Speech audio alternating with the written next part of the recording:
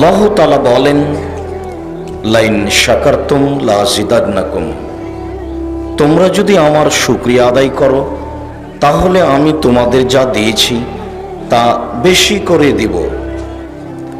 Wine কাফারতুম, আর যদি তোমরা শুকরিয়া আদায় না করো, মনে রেখো আমার শাস্তি কঠিন।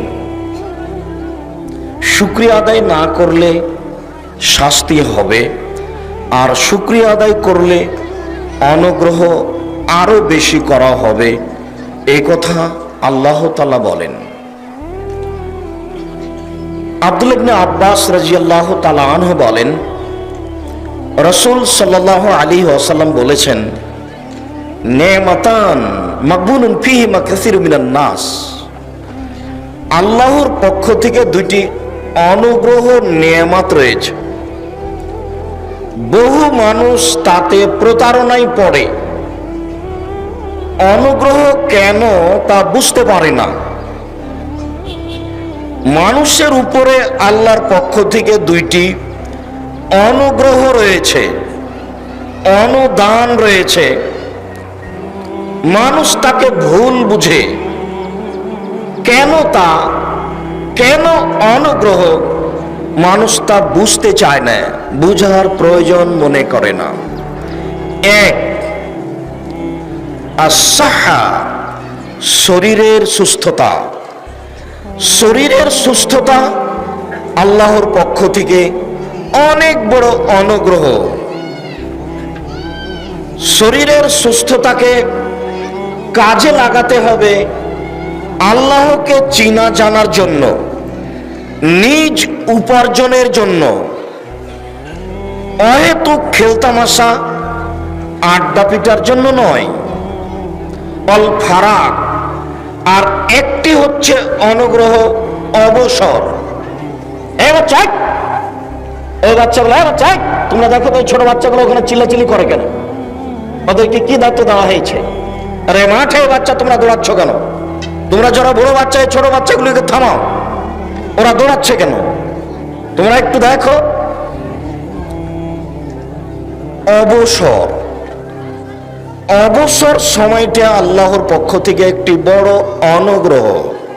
তবে অবসর বলতে মানুষ চাকরি করার পরে যে রিটায়ার্ড হয় আর কাজ করে না, সাংসারিক জীবনে কাজ করার পরে ছেলে মেয়ে বড় হয়েছে আর সংসারের কাজ করে না, এইটা অবসর, এ কথা নয়।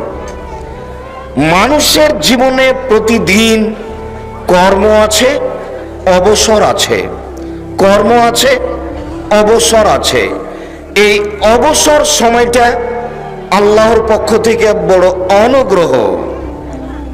তাকে ইবাদত বান্দিগিতে এবং প্রয়োজনীয় কাজে লাগাতে হবে। অপ্রয়োজনীয়ভাবে তা নষ্ট করা হবে না। যদি মানুষ করে তাহলে মানুষ অনুগ্রহকে বুঝতে পারল না, প্রতারণায় পড়ল। প্রতিদিনই রয়েছে অবসর, যা আল্লাহর পক্ষ থেকে অনুগ্রহ। আল্লাহ তাআলা আমাদের নবীকে বলেন, ফাইদা ফারাগতা ফানসব ওয়া ইলা রাব্বিকা ফারগাব। মুহাম্মদ সাল্লাল্লাহু আলাইহি ওয়াসাল্লাম, আপনি যখন দুনিয়াবি কাজ থেকে অবসর হবেন তখন আপনি কঠোর শ্রমে আত্মনিয়োগ করুন, আর আপনি আমাকে যা বলবেন তা বিনয়ের সাথে কান্নাকাটি করে বলুন। অত্র আয়াতে প্রতিদিনের অবসর সময় কি হবে তা আল্লাহ তাআলা বলে দিচ্ছেন আমাদের নবীকে। আমি বুঝাতে পারিনি ভালোভাবে, আবারও বুঝাই। আমরা আয়াতে বুঝেছি যে আল্লাহর অনুগ্রহের শুকরিয়া আদায় করলে আল্লাহ আরো বেশি করে দিবেন। অনুগ্রহ কি?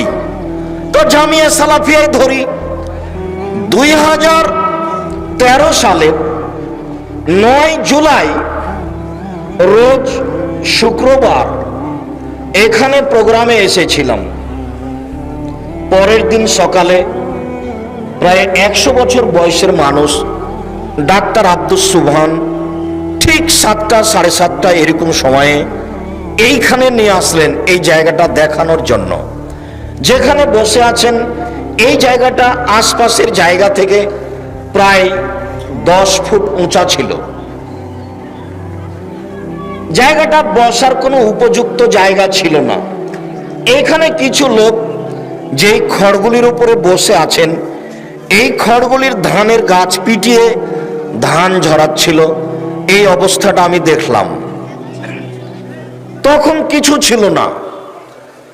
এখন দেখছেন পাশে একটা 5তলা বিল্ডিং, প্রায় 450 ছেলে আবাসিক, প্রায় 300 মেয়ে আবাসিক এখানে অবস্থান করে। এরই নাম আল্লাহর অনুগ্রহ। আশেপাশে আরো জমি ক্রয় করা হয়েছে। পাশে একটি 6তলা ভবনের 2তলা কমপ্লিট হয়েছে, যেখানে প্রায় 24 জন শিক্ষক বসবাস করতে পারবে পরিবার নিয়ে। পাশে মহিলা শাখার জন্য বেশ কিছু জমি ক্রয় করা হয়েছে, প্রায় 200 শতক, যেখানে মহিলারা আপনার পিছনে বসে আছে। এখানে জমি ক্রয় করা হয়েছে প্রায় 150 থেকে 250 শতক। পাশে প্রায় 300 মেয়ে আবাসিক অবস্থান করে, তার জন্য স্বাভাবিক ঘরবাড়ি আছে। এর নাম অনুগ্রহ, এর নাম আল্লাহর দয়া। অনুরূপী জামিয়া সালাফিয়া ডাঙ্গিপাড়া পবা রাজশাহী বিশাল এক ভূখণ্ডের উপরে প্রায় 18 থেকে 20 বিঘা জমি। সেখানে 900 ছেলে 500 জন মেয়ে তারা অবস্থান করে আবাসিক হিসাবে। সব মিলে আসা যাওয়া মিলে প্রায় 2500 ছেলে মেয়ে অবস্থান করে শিক্ষারত অবস্থায়। প্রায় 115 জন শিক্ষক শিক্ষিকা তাদের শিক্ষা দিয়ে থাকেন। এর নাম আল্লাহর অনুগ্রহ। প্রতি মাসে শিক্ষক মণ্ডলীদেরকে 12,15,000 টাকা বেতন লাগে। আমার অনুমান এখানে ওখানে প্রত্যেকদিন দৈনন্দিন কাজে কেউ রাজমিস্ত্রি, কেউ টিন মিস্ত্রি, কেউ স্যানিটারি মিস্ত্রি, কেউ কারেন্ট মিস্ত্রি, কত যে মিস্ত্রি আমি নিজেও বুঝি না। বিকালে দেখা যায় প্রায় 20,000 থেকে 30,000 থেকে 40,000 থেকে প্রায় 50,000 টাকা প্রায় দেখি যে আমি লেবার মিস্ত্রি বিল আসে। সাথে সাথে জামিয়া সালাফিয়া ডাঙ্গিপাড়া পবা রাজশাহীতে 90% জমির উপরে 3000 মুসল্লি সালাত আদায় করতে পারবে এরকম একটা মসজিদ নির্মাণ প্রায় কাছাকাছি, ঢালাই শেষ। এরই নাম অনুগ্রহ। আল্লাহ তাআলা বলছেন, তোমরা যদি আমার অনুগ্রহের শুকরিয়া আদায় করো আমি বেশি করে দিব, আর যদি আমার শুকরিয়া আদায় না করো মনে রেখো আমার শাস্তি বড় কঠিন। অল্পতেই খুশি, আলহামদুলিল্লাহ। এক আলহামদুলিল্লাহ অনেক। আবু মুসা আশআরী রাদিয়াল্লাহু তাআলা আনহু বলেন, রাসূল সাল্লাল্লাহু আলাইহি ওয়াসাল্লাম বলেছেন, আফজালুদ দুআয়ে আলহামদুলিল্লাহ, সবচেয়ে উত্তম দোয়া হচ্ছে আলহামদুলিল্লাহ। ও আফজালুয যিকরি লা ইলাহা ইল্লাল্লাহ, সবচেয়ে উত্তম জিকির হচ্ছে লা ইলাহা ইল্লাল্লাহ। সম্মানিত বিভিন্ন জেলার উপস্থিত দিনী ভাই বোন, আমি আপনাকে আল্লাহর অনুগ্রহ দেখাচ্ছি।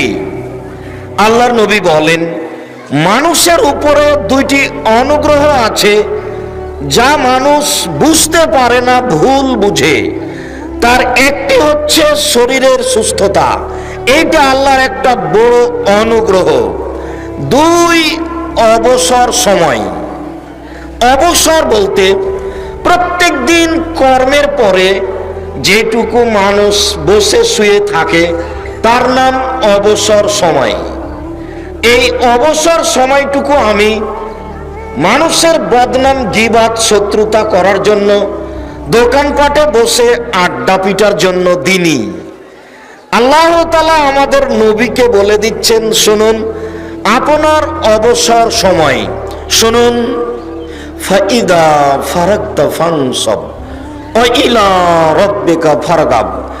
আপনি যখন দুনিয়াবি কাজ থেকে অবসর হবেন তখন আপনি কঠোর শ্রমে আত্মনিয়োগ করুন, মানে ইবাদত করুন, কোরআন তেলাওয়াত করুন, তাসবিহ তাহলিল জিকির আজকার করুন, পারিবারিক কিছু কাজ করুন।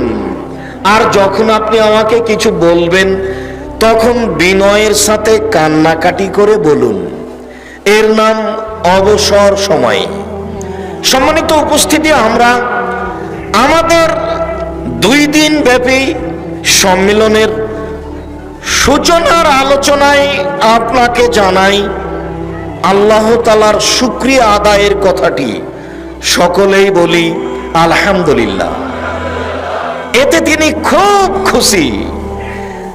আবু মুসা আশআরী রাদিয়াল্লাহু তাআলা আনহু বলেন, রাসূল সাল্লাল্লাহু আলাইহি ওয়াসাল্লাম বলেছেন, মানুষ যদি আলহামদুলিল্লাহ বলে আমি তার দাড়িপাল্লাকে নেকি দিয়ে পূর্ণ করে দিই। মানুষ যদি সুবহানাল্লাহ আলহামদুলিল্লাহ বলে তাহলে আমি তার জন্য আকাশ জমিনের ফাঁকাটা নেকি দিয়ে পূর্ণ করে দিই। আবু হুরায়রা রাদিয়াল্লাহু তাআলা আনহু বলেন, রাসূল সাল্লাল্লাহু আলাইহি ওয়াসাল্লাম বলেছেন, কালেমাতানে, 2টি কালেমা, খাফিফাতানে আলাল লিসানে, মুখে উচ্চারণে হালকা, অতীব হালকা, সাকিলাতানে ফিল মিজানে, দাড়িপাল্লায় ভারী, অতীব ভারী, হাবিবাতানে ইলার রহমানে, রহমানের নিকট প্রিয়, অতীব প্রিয়। তার একটি হচ্ছে সুবহানাল্লাহি ওয়া বিহামদিহি সুবহানাল্লাহিল আযীম। আল্লাহর প্রশংসা সহকারে পবিত্রতা বর্ণনা করি, মহান আল্লাহর পবিত্রতা বর্ণনা করি, এতে তিনি খুব খুশি। আবু হুরায়রা রাদিয়াল্লাহু তাআলা আনহু বলেন, রাসূল সাল্লাল্লাহু আলাইহি ওয়াসাল্লাম বললেন, খুজু জুন্নাতাকুম, পৃথিবীর মানুষ বাঁচার জন্য ঢাল গ্রহণ করো। পৃথিবীর মানুষ বিপদ থেকে বাঁচো, বাঁচার জন্য ঢাল গ্রহণ করো। সাহাবীগণ বললেন, হাজারাল আদব, শত্রু কি চলে এসেছে? ঢাল ধরতে বলছেন কেন? শত্রু কি চলে এসেছে? ঢাল ধরতে বলছেন কেন? কালালা, না না, শত্রু আসেনি। ওয়ালাকিন খুজু জান্নাতাকুম মিনান নারে, তোমরা জাহান্নাম থেকে বাঁচার জন্য ঢাল ধরো, তোমরা জাহান্নাম থেকে বাঁচার জন্য ঢাল গ্রহণ করো। কুলু, তোমরা বলো সুবহানাল্লাহি আলহামদুলিল্লাহি ওয়া লা ইলাহা ইল্লাল্লাহ আল্লাহু আকবার। সুবহানাল্লাহ, আল্লাহর পবিত্রতা বর্ণনা করি। আলহামদুলিল্লাহ, সমস্ত প্রশংসা আল্লাহর। লা ইলাহা ইল্লাল্লাহ, আল্লাহ ছাড়া কোনো মাবুদ নেই। আল্লাহু আকবার, আল্লাহ সবচেয়ে বড়। এই 4টি তোমরা ঢাল হিসাবে গ্রহণ করো। মুজান্নাবাতুন, এটি তোমাদেরকে জাহান্নাম থেকে বাঁচাবে। মুআক্কিবাতুন, এটি তোমাদেরকে পিছন দিক থেকে। বলছিলাম তুমি সর্বশক্তিমান, তুমি সব কিছু করতে পারো। আমাদের জামিয়া সালাফিয়ার এই 2019 সালের আজকের সম্মেলন যেন সুষ্ঠুভাবে হয়, তার একটি তুমি সুন্দর ব্যবস্থা করে দাও। এখন সুন্দর ভালো পরিবেশে বসে আছি, তার জন্য আন্তরিকভাবে বলি আলহামদুলিল্লাহ। আমরা তেমন কিছু করতে পারি না, তোমার নবী যা বলেছেন এই দিয়েই তোমার শুকরিয়া আদায় করি আলহামদুলিল্লাহ। আরো আলহামদুলিল্লাহ আমি বলি আপনাদেরকে জানানোর জন্য যে আমার নিজের হাতের গড়া ছেলেরাই সম্মেলন পরিবেশন করে, তারাই আপনাদের সামনে বক্তব্য দেয়। যেই ছেলেটি আপনাদের সামনে আমাদেরকে উপস্থাপনা করছে, সেই ছেলেটি আমার একটা মেধাবী ছেলে, আব্দুল আলিম, মদিনা বিশ্ববিদ্যালয় থেকে পড়ে এসেছে। বর্তমানে আপনাদের এই জামিয়া সালাফিয়ার প্রিন্সিপাল হিসেবে দায়িত্ব পালন করে। আমার এই ছেলেটি আপনাদের মাসিক আল ইতিসাম পত্রিকার সম্পাদনা করে। আমি তো আসলে কিছু জানি না, আমি আপনার এরকমই দেখছেন, আমি একজন আপনাদের আমি একজন রাস্তার পথিক, চলি আর থাকি। আমি নিজে কি করি তা নিজেও বুঝি না। যেসব বাচ্চাগুলি আপনাদের সামনে দাঁড়িয়ে আরবি, ইংরেজি, বাংলা ভাষায় অনুবাদ করলো, কোরআন তেলাওয়াত করলো, এই বাচ্চাগুলি আপনাদের এই জামিয়া সালাফিয়ার ফল। এইটাই আমার দেশবাসীর, জাতির, সারা পৃথিবীর শুকরিয়া আদায়ের মাধ্যম। আলহামদুলিল্লাহ। তাই আন্তরিকভাবে আল্লাহকে আমি বলি, আমি মানুষ, আমার কোনো ভুল ত্রুটি থাকতেও পারে, তুমি আমার ভুল ত্রুটির সংশোধনের পথ খুলে দাও। আমি জেনে শুনে সজ্ঞানে কোনো ভুল করছি, জুলুম অন্যায় করছি, এটা আমি বুঝতে পারি না, যেন এটা না হয়। আমার ত্রুটির কারণে এত বড় অনুগ্রহ, অনুদান তুমি কম করে দিবে, এটা চাই না। আরো তোমাকে জানাচ্ছি, আমি এখানে নিজে আসিনি। জামিয়া সালাফিয়া ডাঙ্গিপাড়া পাওয়ার রাজশাহীতে আমি নিজে যাইনি। আমাকে 4 দিন যাবত ডেকে ডেকে নিয়ে যাওয়া হয়েছে। এখানে আমি নিজে আসিনি। 3 দিন 4 দিন আমাকে নিয়ে এসে বলার পরে আমি কাজ আরম্ভ করেছি। আমি এই কাজ নিজে নিইনি। অতএব আমার ভুলের কারণে তুমি এই কাজের ঘাটতি নিয়ে আসিও না। আমরা মানুষ হিসেবে আন্তরিকভাবে তোমার কাছে আবেদন করছি, আমাদের ভুল ত্রুটি মাফ করে তুমি এটাকে বড় করে দাও, জাতির জন্য উজ্জ্বল মাধ্যম করে দাও। জাতি যেন তাদের ছেলে মেয়েকে এই জামিয়া সালাফিয়ার মাধ্যমে উচ্চ শিক্ষা দিতে পারে। জাতি যেন এই জামিয়া সালাফিয়া রূপগঞ্জ, নারায়ণগঞ্জ, ঢাকা, জামিয়া সালাফিয়া ডাঙ্গিপাড়া পাওয়ার রাজশাহীতে প্রতি বছরে দুইবার এসে বিষয় ভিত্তিক কোরআন এবং সহিহ হাদিসের বিশুদ্ধ আলোচনা শুনতে পারে, এর তুমি ব্যবস্থা করে দাও। এখানে কোনো দলের পক্ষে বিপক্ষে কথা হবে না, এখানে কারো বিরুদ্ধে কোনো কথা হবে না, এখানে কোনো নির্বাচনের কথা হবে না, এখানে কোনো মানুষ আপনাকে তার দিকে ডাক দেবে না। প্রত্যেক উচ্চ শিক্ষিত জ্ঞানীগুণী পণ্ডিতগণ, doctor Muslihuddin, doctor Abu Bakar Zakaria, doctor Manzur Elahi, doctor Imam Hossain, doctor Muzaffar bin Mohsin, doctor Imam Uddin বিন আব্দুল বাসির, শেখ আকরামুজ্জামান বিন আব্দুল সালাম, শেখ আব্দুল মাদানী, শেখ আপনার ওই কাজী ইব্রাহিম সাহেব, আরো যারা আমরা আছি, আপনাদের সামনে বিষয় ভিত্তিক সময় সাপেক্ষে আলোচনা পেশ করব ইনশাআল্লাহ। সম্মানিত উপস্থিতি, আপনারা স্বাভাবিকভাবে অসুবিধাগুলিকে গ্রহণ করবেন, সুবিধাগুলিকে সহজভাবে নেওয়ার চেষ্টা করবেন। পাশে 5তলা বিল্ডিংয়ের প্রত্যেক স্তরে পূর্ব দিকে 10টি করে টয়লেট আছে, বা 5টি টয়লেট, 5টি গোসলখানা আছে, যা সময়ে ব্যবহার করতে পারবেন। হাতের বামে মসজিদের পাশে বেশ কিছু টয়লেট, অজুর ব্যবস্থা করা হয়েছে। আমাদের যেখানে মহিলারা বসে আছেন তাদের পাশেও তাৎক্ষণিকভাবে কিছু টয়লেটের ব্যবস্থা করা হয়েছে, অজুর ব্যবস্থা করা হয়েছে। বিগত দিনগুলিতে আমাদের মহিলার ব্যবস্থা ছিল পাশের স্থানে, এইবার আমাদের মহিলার ব্যবস্থা করা হয়েছে আপনাদের জামিয়ায় পিছের বাকি অংশে। সেই জায়গা গত বছর আমাদের অনুপযুক্ত ছিল, আজ এবছর কিছুটা উপযুক্ত করা হয়েছে, সেখানে আমাদের মহিলারা বসে। আপনারা জামিয়া সালাফিয়ার যেগুলি সুবিধা সহজে ভোগ করা যায় তা ভোগ করবেন এবং অবস্থান করবেন। যা কঠিন মনে হবে তা সহজভাবে ক্ষমার দৃষ্টিতে দেখবেন।